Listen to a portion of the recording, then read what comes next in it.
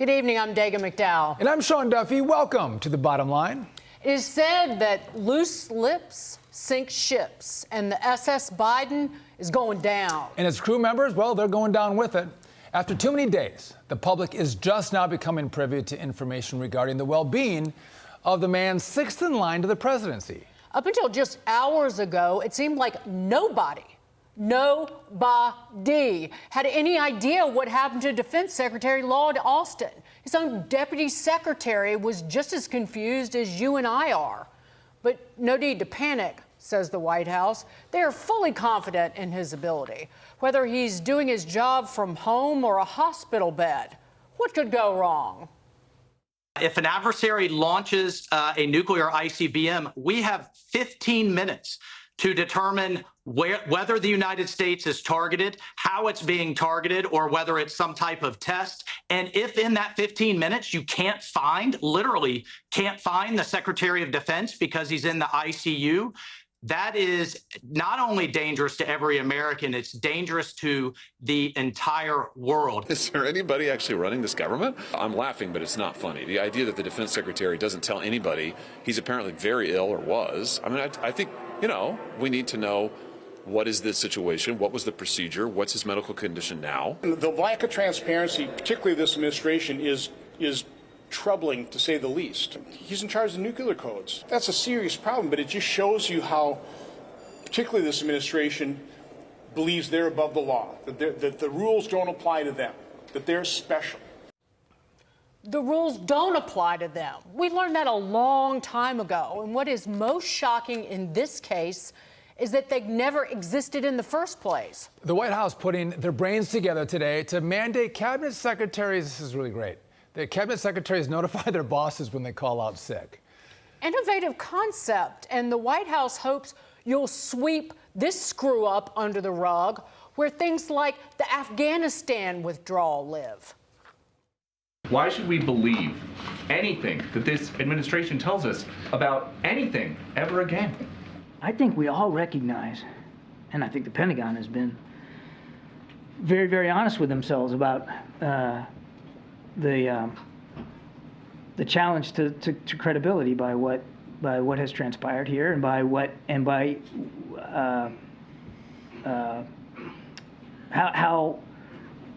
how hard it was for them to be fully transparent with the American people. I think we all recognize that this didn't unfold the way it should have on so many levels.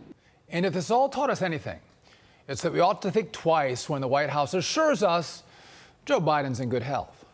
Let's bring in former Deputy Director of National Intelligence and former Department of Defense Chief of Staff Kash Patel.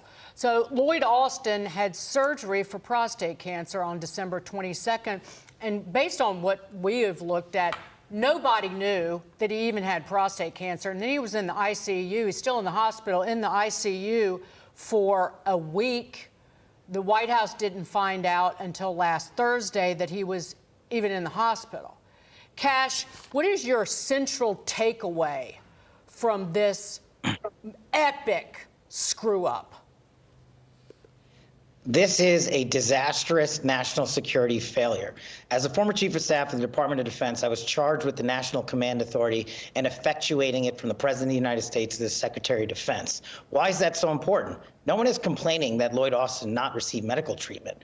But what we are complaining about is that he hid his medical situation and then lied about it to the commander-in-chief and withheld that sensitive information from the chain of command. Why is that important?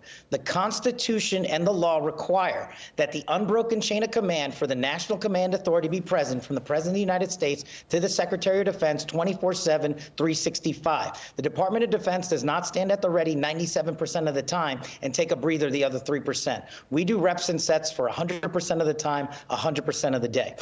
And this critical failure, highlighted by the fact that his number two did not even know he was in the hospital, so there could be no lawful delegation of authority to continue the National Command Authority, is a disastrous and intentional abuse of the National Command Authority. And Joe Biden rubber stamping it by saying, I will not accept Lloyd Austin's resignation, is an approval of this constitutional abuse. And here's who suffers the most.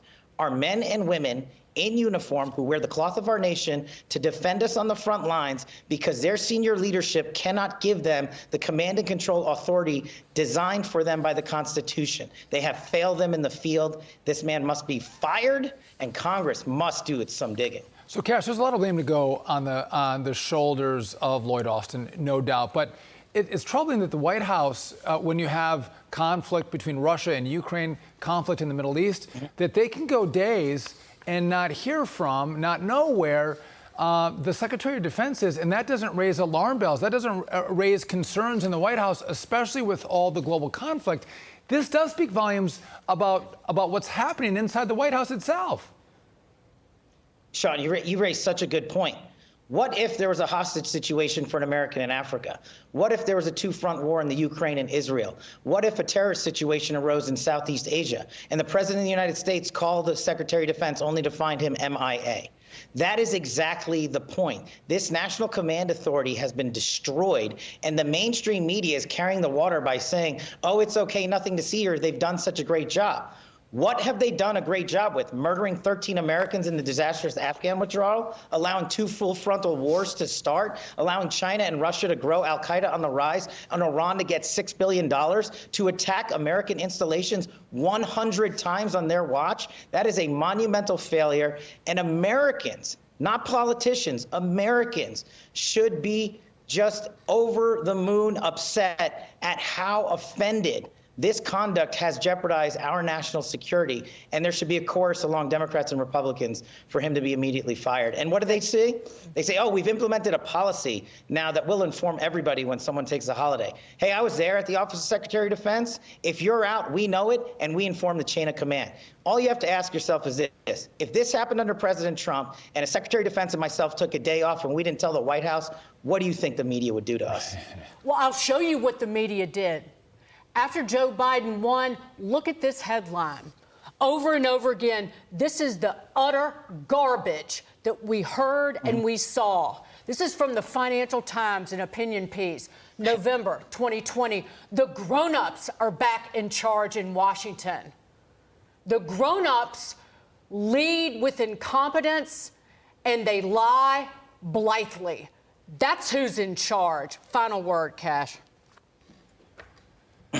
These aren't grown-ups. These are egotistical government gangsters who think the positions they hold serve their egos and their influence in the mainstream media. This is the politicization of national security at its ultimate, and it needs to end immediately. And Congress, if they're not going to withhold some serious funding to get some bottom-line answers for the American people, then they need to be replaced too. This is a national critical mission failure, and we deserve better as Americans in the world. We do deserve better. They're failing across the board.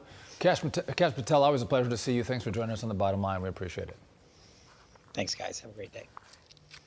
Men and women in service who put honor, duty, and country above all else, these asses put their lives on the line. No doubt.